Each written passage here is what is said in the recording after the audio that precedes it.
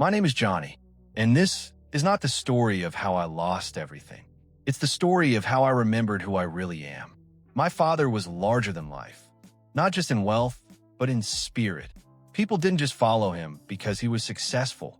They trusted him because he led with kindness, with fairness, and with vision. He built his empire from the dust of nothing, brick by brick, dream by dream. His name was engraved not just on buildings, but in the hearts of those he helped rise. And he loved us, his family, more than anything else in this world. My mother, graceful and grounded, kept our home full of warmth and tradition. We weren't just rich, we were rich in love. I was the eldest son, protector, quiet observer. I didn't talk much, but I listened to everything. My younger siblings, they were my world. My little sister, who used to draw flowers on the walls and say they were spells to protect us. My youngest brother, who wore my shirts like superhero capes. We weren't just siblings, we were each other's safe place. And I believed, deep in my soul, that nothing could ever break us. But I was wrong. It started on the night of the last dinner. My father invited his 5 closest friends, the men he built his empire with. They were practically uncles to us. They laughed with us during holidays, brought gifts on birthdays, and gave speeches about loyalty and legacy. That evening was supposed to be a celebration, 25 years of partnership. The table was lit with gold candles. Glasses sparkled. My father raised a toast. To trust, he said, smiling. To family beyond blood. But something was off. I watched them closely. Their smiles didn't reach their eyes. One of them, Mr. Hale, kept checking his watch. Another, Mr. Darren, never looked my father in the eye once. My siblings didn't notice. They were laughing over dessert, drawing mustaches on napkins. But I felt the shift, and in my chest, a quiet, unfamiliar chill. 3 nights later, my world ended. It was supposed to be a normal trip. My parents were headed to the mountain villa for the weekend. The driver called me 30 minutes in. His voice trembled. There's been an accident. A fire. No survivors. That's what the report said. Quick, clean, cold. I didn't cry right away. My body was frozen in disbelief. But something inside me screamed that it wasn't an accident. It couldn't be. There were too many questions. Why was the villa never reached? Why were the cameras on that road malfunctioning? Why did the autopsy get sealed so fast? I searched my father's office the same night. Hidden behind his bookshelf, I found a box he had labeled in case I don't come home. Inside, copies of forged contracts, secret bank withdrawals, a voice recording, 5 voices, familiar ones, talking in whispers, talking about removal. My hand shook, my breath caught. It was them, his friends, his brothers, the very men who toasted to trust days before had murdered him. They didn't just kill my parents. They stole everything. By the end of the week, our bank accounts were frozen. The board of directors announced a hostile takeover. All 5 men were now chairmen of our empire. We lost the mansion first, then the cars, then the respect. Calls stopped coming. Friends vanished. Even the media turned on us. Headlines screamed, "Sin's fortune lost to debt." We went from being envied to being erased.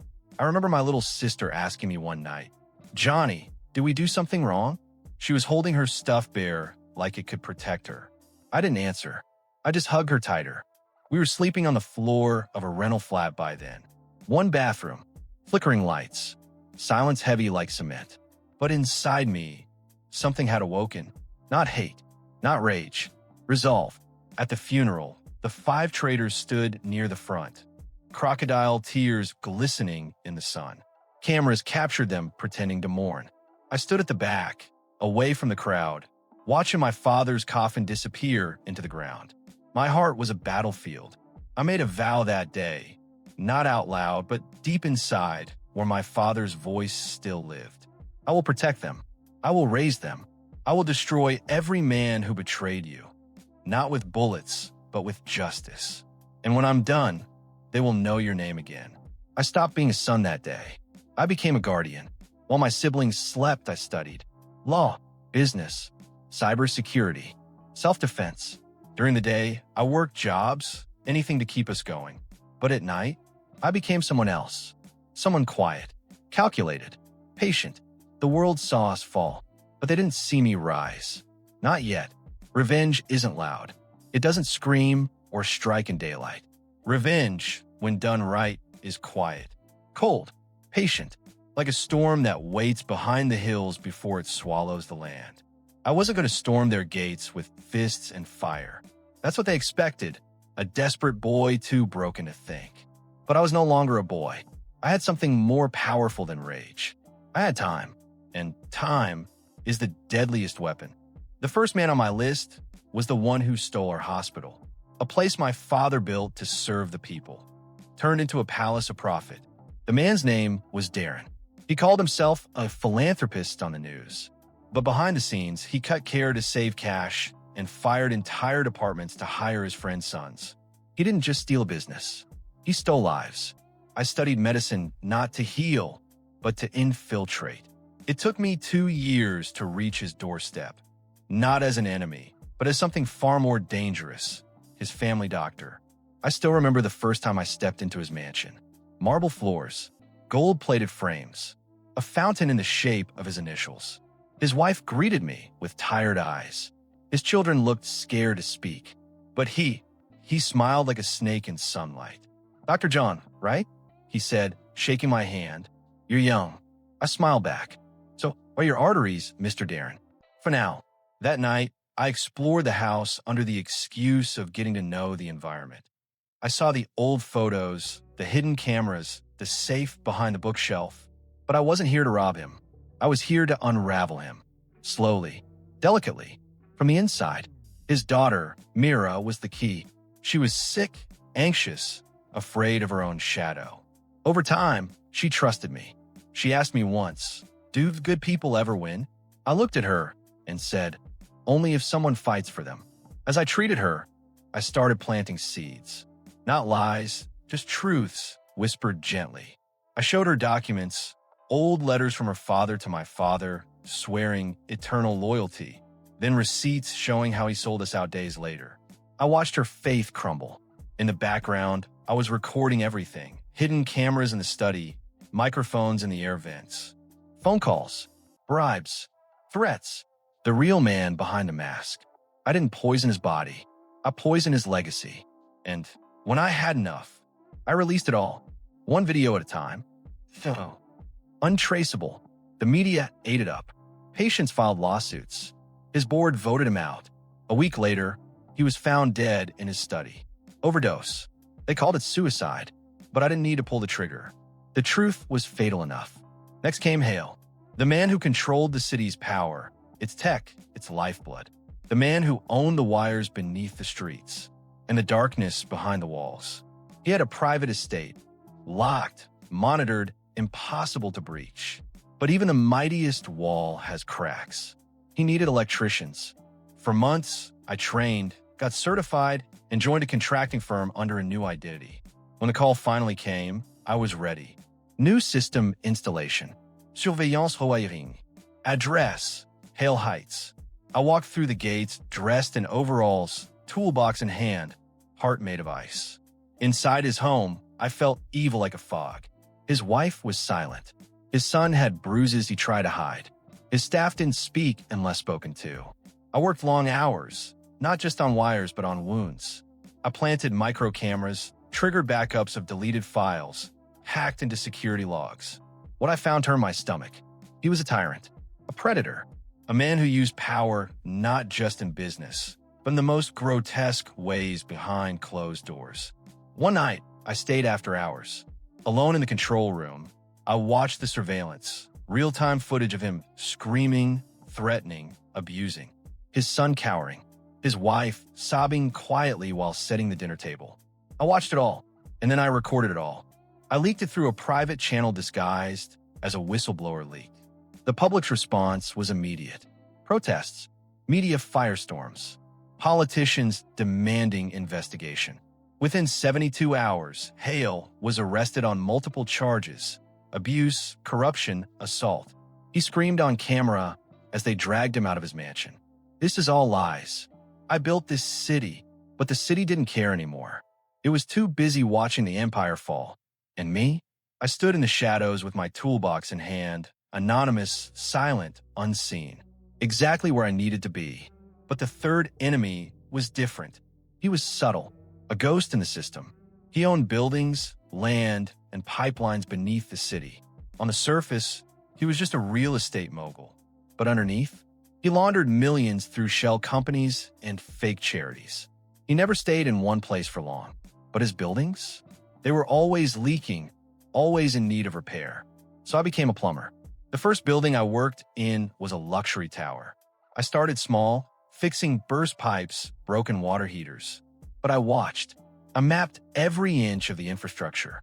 Then one night, I found it.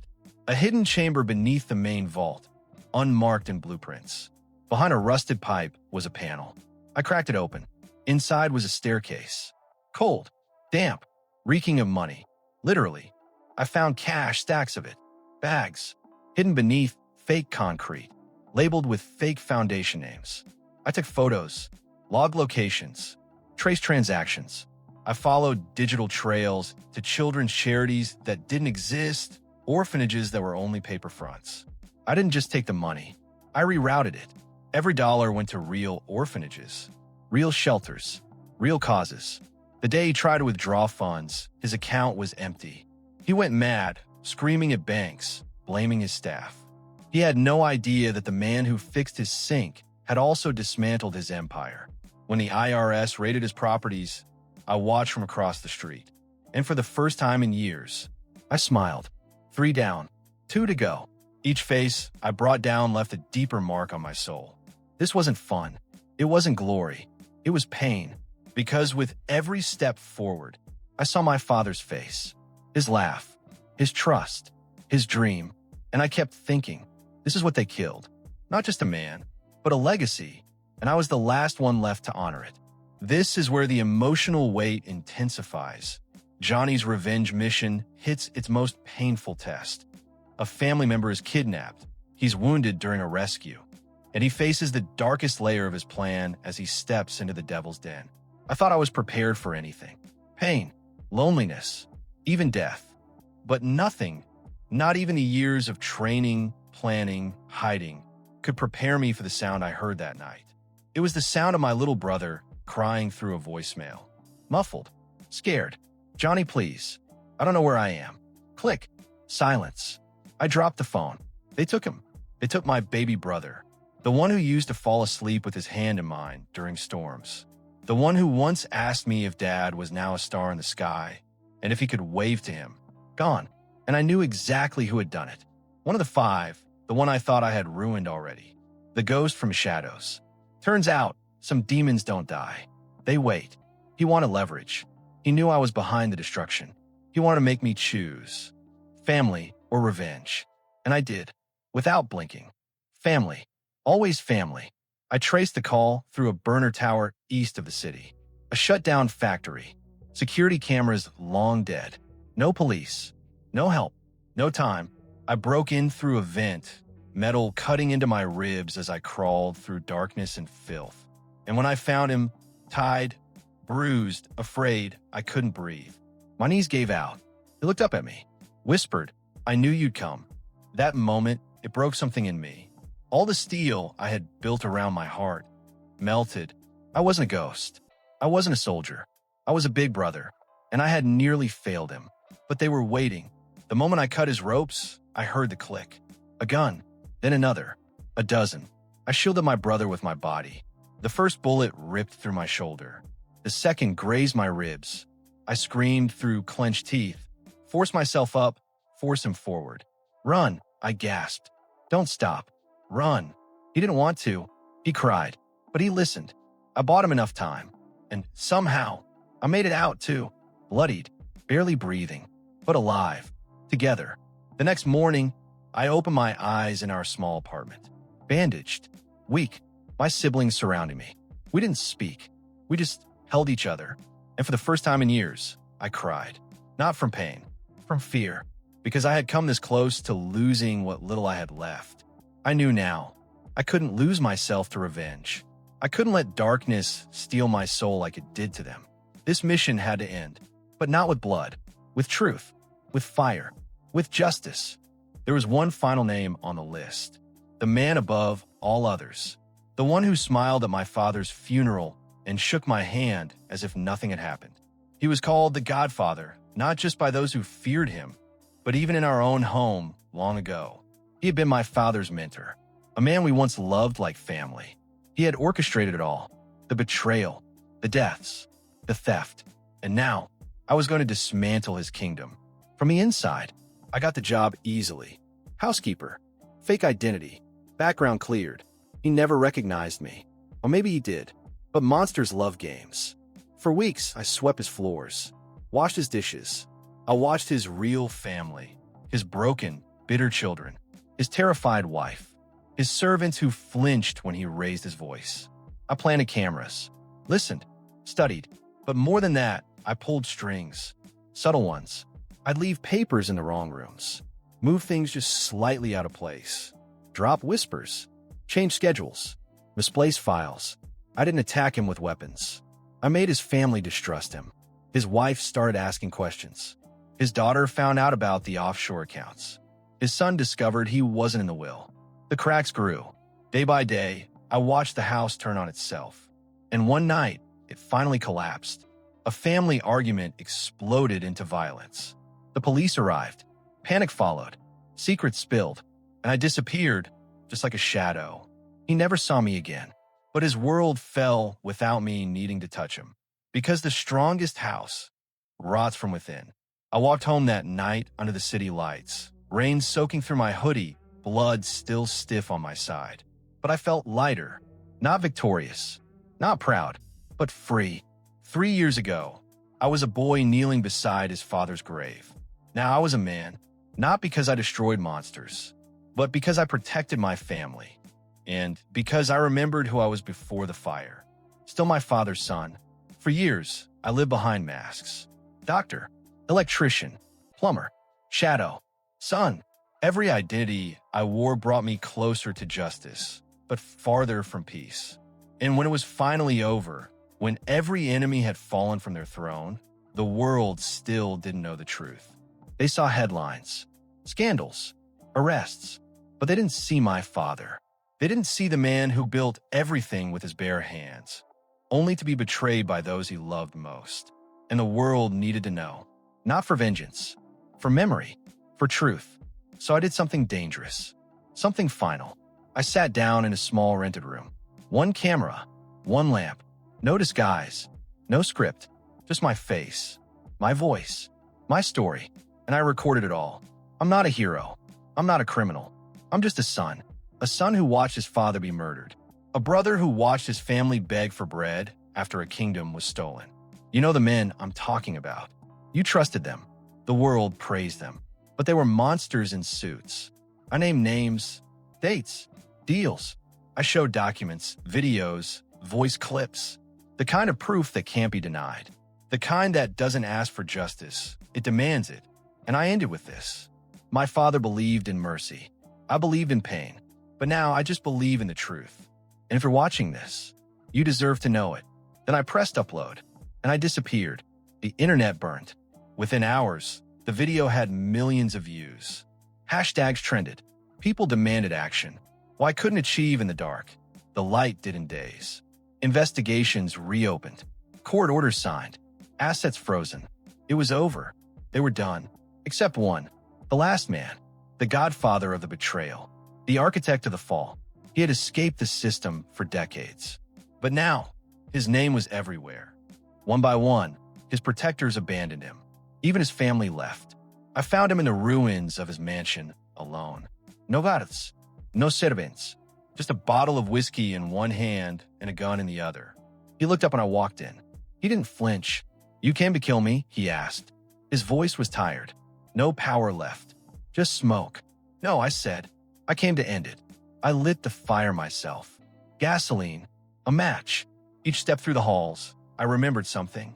My father teaching me to ride a bike. My mother braiding my sister's hair. Laughter. Music. Home.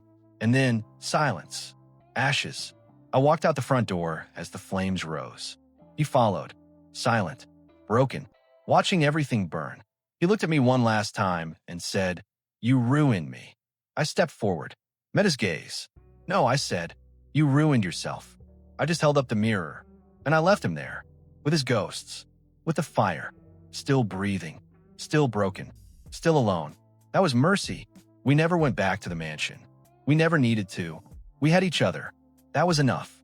With the money recovered from the accounts I traced, I didn't rebuild palaces. I rebuilt purpose. We opened a school in my mother's name, a hospital under my father's initials, a shelter for every lost child, every frightened family like we once were. We were no crowns.